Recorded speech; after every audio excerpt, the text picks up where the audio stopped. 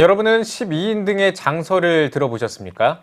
3.1운동 당시에 만세운동의 불길이 꺼져가는 것을 우려해 안동교회 김백원 목사 등 12명이 서울 종로에서 낭독한 제2의 독립선언서인데요. 안동교회가 3.1운동 100주년을 맞아 당시 기독교 지도자들과 안동교회 인사들의 활동을 조명하는 강의를 마련했습니다. 박세현 기자가 취재했습니다.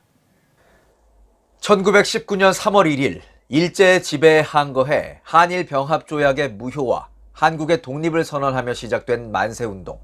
비폭력 저항운동으로 전개된 3.1운동 당시 기독교는 최일선에서 주도적 역할을 감당했습니다.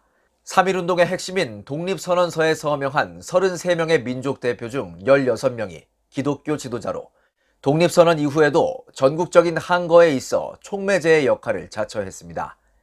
올해 설립 110주년을 맞은 서울 안동교회가 3.1운동 100주년을 기념해 공개 강연을 마련했습니다. 3.1운동 당시 활동한 안동교회 소속 직분자들을 비롯해 기독교인들의 역할을 짚어보고자 함입니다. 기독교인들이 가장 앞장섰었던 이 3.1운동 그 정신을 되새기고 오늘날 우리 현대 크리스찬들도 어떠한 신앙적 자세를 가지고서 살아가야 할 것인지 이 부분에 관해서도 다시금 생각을 해보고 되짚어볼 수 있기 위해서 이렇게 오늘 세미나 행사를 기획하게 되었습니다. 발제에 나선 이덕주 전 감리교신학대학교 교수는 3.1운동 당시 기독교인들이 큰 역할을 한 원인과 성과를 분석했습니다. 이덕주 전 교수는 원산 영적 각성운동, 평양 대부흥운동을 통한 기독교 지도자들의 각성이 적극적인 3.1운동 참여의 기폭제가 됐다고 주장했습니다.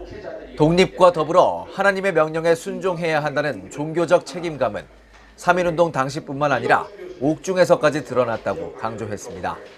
그래서 이분은 새벽기도 하다가 하나님의 저는 음성을 듣고 바로 이게 잃어버린 나라를 되찾는 것이 하나님의 뜻이다.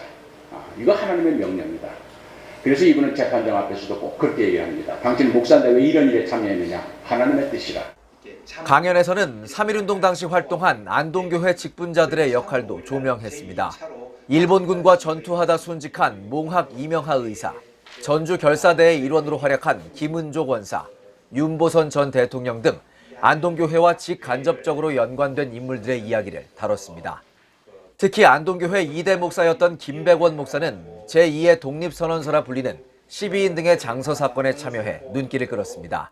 강연에서는 3.1운동 이후 꺼져가는 민족운동의 불씨를 살리고자 마련된 12인 등의 장서 사건 경과와 의미를 자세히 짚었습니다.